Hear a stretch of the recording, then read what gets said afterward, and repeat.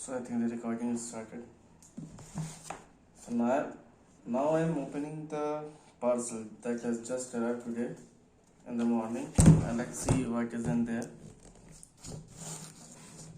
Okay. So I have already takes a bit of it. Now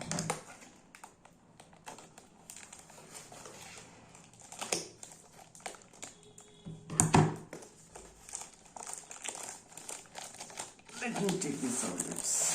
Right. Okay. It is a bag, but it is not from India. It is from China. It's clearly written Amazon Basics here. Okay, you can all see that. But it's pretty good. But it's made in China. Okay, you can clearly see the package, all Chinese written in the Mandarin. Well, let that be. I have the product and I have to use it. Here it's given something to, I think, to write mark. Okay, so this is a folder.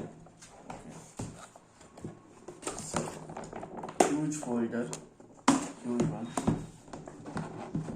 and it's written that you can probably keep 13 folders in it with each around 24 pages. Okay, so it's pretty nice and good looking.